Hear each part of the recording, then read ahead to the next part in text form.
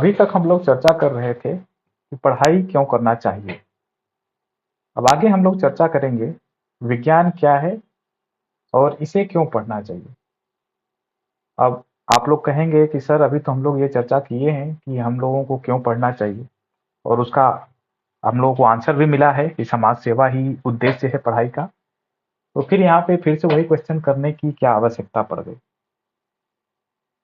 हाँ, तो वहाँ पे हम लोगों ने ऑलरेडी बात किया है कि पढ़ाई क्यों करना चाहिए, लेकिन इसमें कुछ विशेष भी है कि विज्ञान की पढ़ाई क्यों करना चाहिए।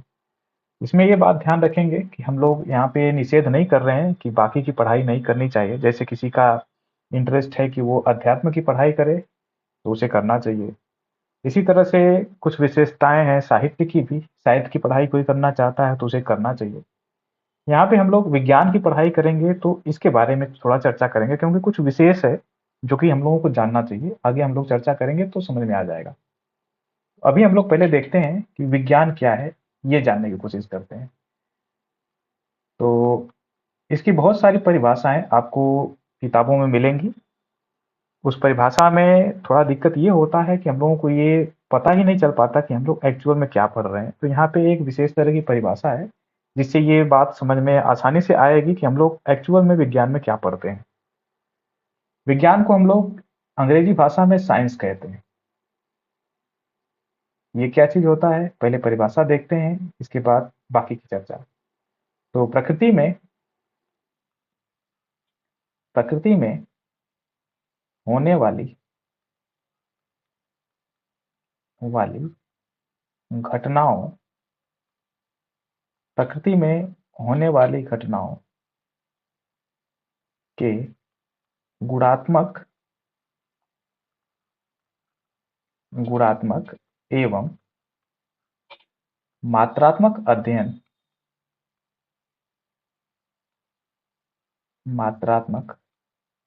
अध्ययन को विज्ञान कहते हैं। विज्ञान कहते हैं। अब जरा इसको सावधानी से समझते हैं। प्रकृति में होने वाली घटनाओं, इसको हम लोग शॉर्टकट में प्राकृतिक घटना भी कह सकते हैं। अब यहाँ पे एक शब्द है गुणात्मक अध्ययन। इसका क्या मतलब है? जैसे एक सामान्य सा उदाहरण कि जैसे हम लोग मिठाई खाते हैं, उसका टेस्ट होता है मीठा।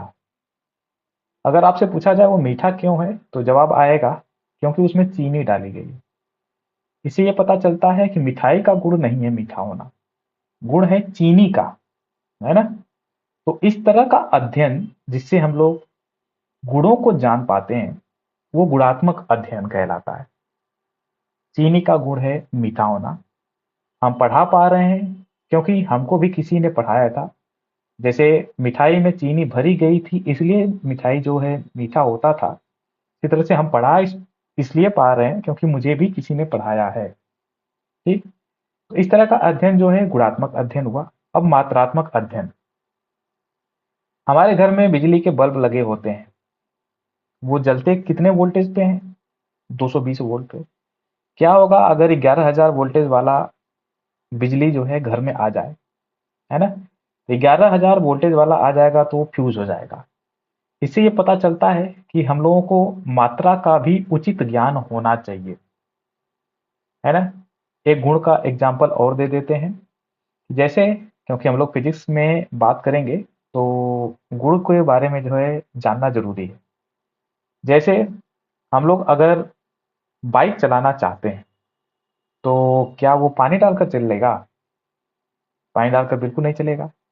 उसको चलाने के लिए पेट्रोल डीजल इस तरह की चीजें चाहिए। आजकल तो बैटरी से चलने वाली बाइक आ चुकी है ना। तो अब अगर हमको ये गुण पता नहीं रहेगा कि पेट्रोल से चलती है बाइक, तो हम लोग तो पानी से चलाने की कोशिश करेंगे या फिर बिना पेट्रोल के भी चलाने की कोशिश करेंगे, हवा से तो चलेगा तो है नहीं। तो इस तरह से हमको ये पता चलता है कि गुणों के बारे में पता होना चाहिए और मात्रा के बारे में भी सही ज्ञान होना चाहिए।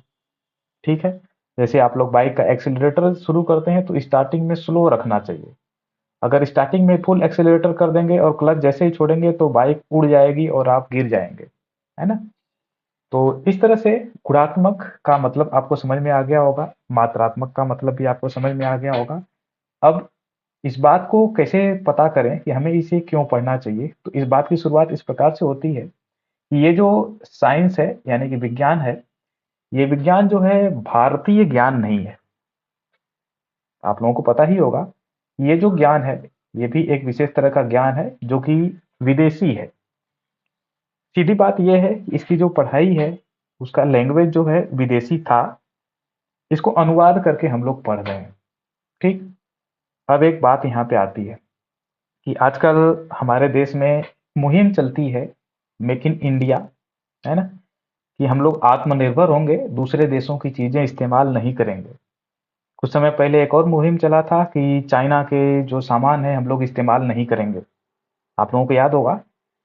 तो जब हम ये बातें कह रहे हैं कि हम लोग आत्मनिर्भर बनेंगे, फिर ये पढ़ाई जो है ये तो विदेशी है, फिर इसे क्यों पढ़ना है?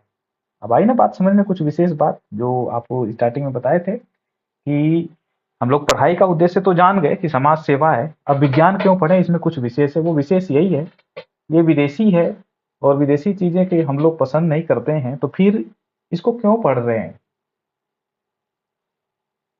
तो इस क्वेश्चन का आंसर कुछ इस प्रकार से दिया जा सकता है कि अगर हम लोग याद करें कि 200-300 साल पहले भारत कैसा था, तो आपको तुरंत ही समझ में आ जाएगा, आपका जवाब यही आएगा कि भारत तो उस समय गुलाम हुआ करता था। अब उसका अगर कारण पूछा जाए तो कारण बहुत सारे आप लोग बताएंगे, क्योंकि इतिहास में पढ़ते भी होंगे। तो बहुत सारे कारणों में एक कारण ये भी हुआ करता था कि जब युद्ध हुआ विदेशियों और भारतीयों में, तो उनके पास, क्योंकि ये विशेष ज्ञान था, तो इसके कारण से उनके पास तोप और बंदूकें हुआ करती थी। हम लोगों के पास जो है लाठी डंडे ही हुआ करते थे, तो वो थोड़ा भारी पड़े। कहने का मतलब ये है कि विज्ञान की पढ़ाई इसलिए हम लोग करते हैं कि अब हम लोग उनसे ज़्यादा नॉलेज रखें। आप लोगों को पता होगा कि आजकल भारत का दबदबा पूरे विश्व में है। भारत के साइंटिस्ट जो है इतने अच्छे हैं कि विदेशों से लोग जो है मदद मांगने के लिए यहाँ पे आते हैं। और आपको पता ही होगा कि बहुत सारे भारतीय भी विदेशों में जाके काम करते हैं, क्योंकि वो लोग काबिल हो चुके हैं, अच्छे पढ़ाई लिखाई करके अच्छी शिक्षा प्राप्त कर चुके हैं। तो इससे ये पता चलता है कि अगर हम फिर से गुलाम नहीं बनना चाहते हैं, तो हम लोगों को इस ज्ञान में जो है हमेशा अग्रणी रहना पड़ेगा। हम्म? अगर हम लोग पिछड़ते हैं तो हो सकता है कि फिर से कोई उस तरह की चीजें आए और हम लोग फिर से गुलाम बन जाए। तो यहाँ से आपको पता चल जाता है कि विज्ञान क्यों पढ़ें, है ना। तो इसका यही उद्देश्य है, भारत को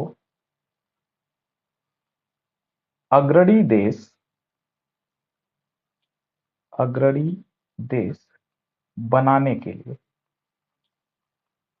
हम लोग इस ज्ञान में अग्रणी होंगे, तभी हम लोग जो है फिर से गुलाम नहीं होंगे। और ये पहला कारण हो गया। दूसरा, फिर से गुलाम नहीं बनने के लिए है, गुलामी से बचने के लिए। गुलामी से बचने के लिए बहुत से सारे लोगों को तो गुलाम शब्द का मतलब भी नहीं पता होता है ना। तो अगर पूछा जाए कि गुलाम शब्द का क्या मतलब है, तो लोग यही कहते हैं कि दूसरे के आदेश को मानना, मतलब हम गुलामी कर रहे हैं। तो इस तरह से अगर आप सोचेंगे कि दूसरे को आदेश को मानना गुलामी कहलाता है, तो टीचर तो आप लोगों को कहता है पढ़ने के लिए, तो आप लोग तो पढ़ते हैं नहीं, तो आप लोग गुलाम कैसे हुए, है ना। कहा जाएगा पढ़ने के लिए, तो आप कहेंगे नहीं पढ़ेंगे, फेल हो जाएंगे तो भी कोई दिक्कत नहीं है। हम्म। तो इस तरह से आप लोग गुलाम तो नहीं हुए। तो गुलामी का क्या मतलब है?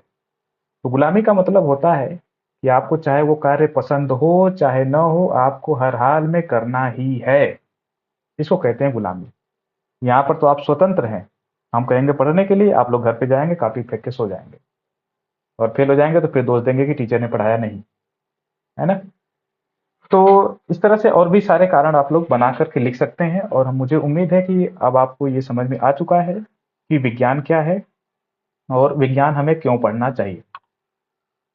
सांब सदाशिव सांब सदाशिव सांब सदाशिव सांब सदा